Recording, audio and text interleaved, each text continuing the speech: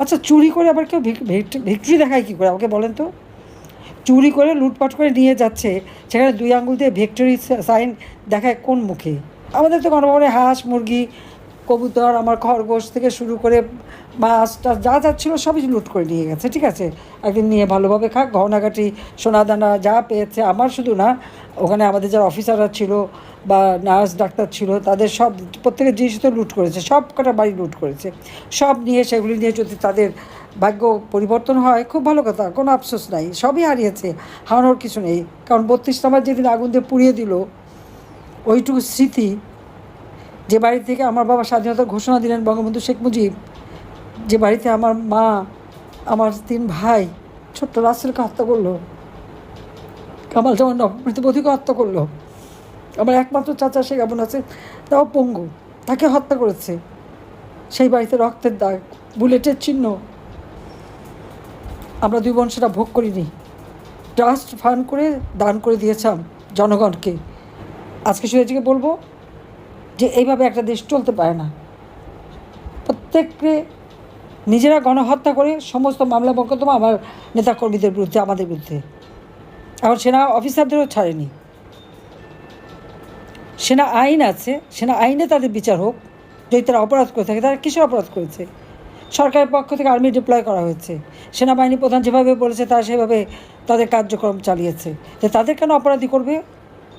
আজকে পুলিশ হত্যা শেষ করে দিয়েছে, আজকে পুলিশ বাহিনী তাদের বিরুদ্ধে মামলা, সিভিল প্রশাসন ধ্বংস করে দিয়েছে, তাদের বিরুদ্ধে মামলা, হামলা, তাদেরকে গ্রেপ্তার। প্রায় 3 জন প্রিন্সিপাল সেক্রেটারি, ক্যাবিনেট সেক্রেটারি সব জেলে, সব প্রত্যেকের বিরুদ্ধে মামলা।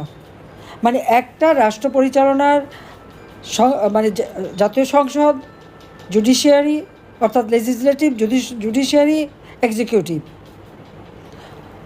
সবই ধ্বংস করে দিয়ে সব জায়গায় দলীয় লোক বসিয়ে বৈষম্যহীন সমাজ গড়েছে।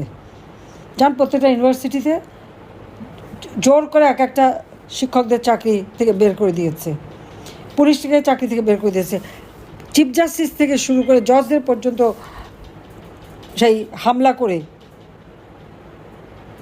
অস্ত্র দিয়ে তাদেরকে পদ থেকে বাধ্যতা থেকে বিতাড়িত করে সব জায়গায় জামাতের লোক বসিয়ে দিয়েছে।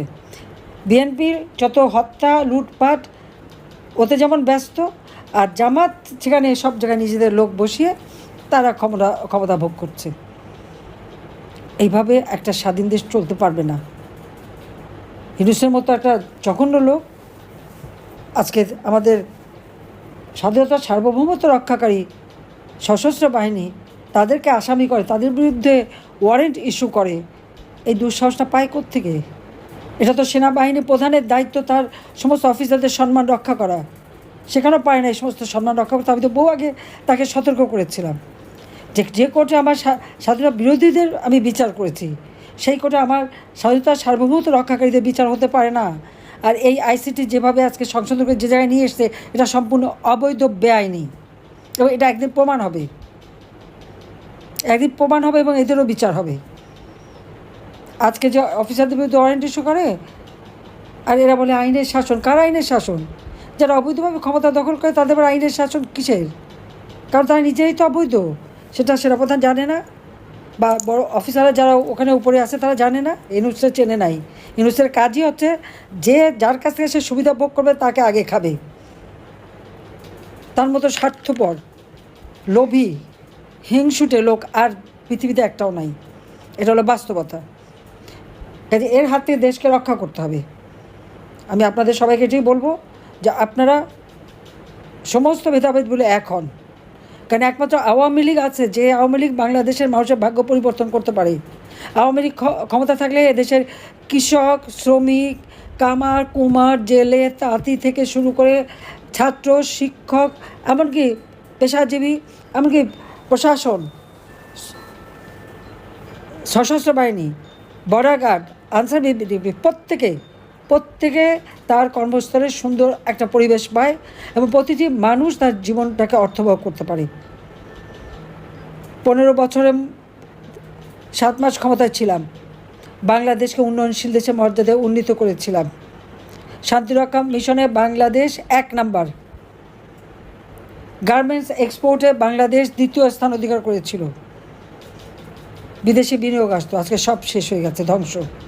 আর 3 নম্বরে নেমে গেছি। আর যেভাবে গোপালগঞ্জে গণহত্যা চালালো, সেই সেনাবাহিনী দ্বারা সেখানে হত্যা করা হলো আমার গোপালগঞ্জের মানুষকে নির্বিচারে গুলি করে। তার উপর এখন আবার মামলার আসামি, একদিকে হত্যাকারী, একদিকে মামলার আসামি। শান্তিরক্ষা মিশনের স্বপ্ন 12টা বাজিয়ে দিয়েছে ইউনূস। তার কিছু আসে যায় না, কারণ তার কি, বিদেশে অঢেল টাকা, 6,000 টাকা বেতনের এক কর্মচারী, বিলিয়ন ডলারের মালিক।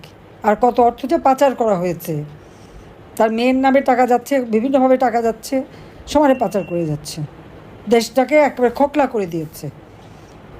ইন্ডাস্ট্রি বন্ধ, লক্ষ লক্ষ শ্রমিক বেকার। আজকে মেয়েরা ঘরে ফিরে যাচ্ছে অথবা নিজের দেহ বিক্রি করে চলছে। আওয়ামী লীগ থাকতে তো এই অবস্থা ছিল না। আওয়ামী লীগ মানুষের জীবনে নিরাপত্তা দিয়েছে, শান্তি দিয়েছে, সাংবিধানিকভাবে দেশে গণতন্ত্র প্রতিষ্ঠা করেছে এবং গণতান্ত্রিক ধারা অব্যাহত রেখেছে। বাংলাদেশের ইতিহাসে এই 15 বছর 7 মাস একটা অব্যাহত গণতান্ত্রিক ধারার বলেই বাংলাদেশ উন্নয়নশীল দেশের মর্যাদা পেয়েছে। আওয়ামী লীগ জীবনে কখনো অবৈধভাবে ক্ষমতা দখল করে নাই। যতবার ক্ষমতা এসেছে জনগণের ভোটে নির্বাচিত হয়ে জনগণের ম্যান্ডেট নিয়ে এসেছে। আর সেই আওয়ামী লীগকে নিষিদ্ধ করে দেয় একটা অবৈধ ক্ষমতাধারী। আওয়ামী লীগের সকল নেতা কর্মীকে আজকে জেগে উঠতে হবে, যার যা কিছু আছে তাই নিয়ে প্রতিবাদ করতে হবে, রুখে দাঁড়াতে হবে। জনগণ আমাদের সাথে আছে, আর জনগণের শক্তিতে আমরা বিশ্বাস করি। আমাদের শক্তি বন্দুকের নল না, আমাদের শক্তি বাংলাদেশের জনগণ। তো কাজে সেই জনগণের পাশে যান। আপনাদের যা যা এলাকায় যা যা উন্নতি করছে সেটা মানুষের কাছে তুলে ধরেন, ঘরে ঘরে তুলে ধরেন, লিফলেট করে করে ঘরে ঘরে পৌঁছান। আর প্রত্যেকে এই জনগণকে সাথে নিয়েই আমাদের প্রতিরোধ গড়ে তুলে এদের হাত থেকে দেশকে রক্ষা করতে হবে। আমি এত আছি আপনাদের পাশে। হ্যাঁ, আমি জানতাম না আমি কোথায় যাচ্ছি। যেভাবে হোক মৃত্যুর হাত থেকে আমাকে বাঁচিয়ে আনা হয়েছিল। আল্লাহ রাব্বুল আলামিন তো প্রত্যেকবারই ওভাবে বাঁচায়। সে 21 আগস্ট 13টা গ্রেনেড যখন ছুড়ল, আমি তো বেঁচে গেলাম।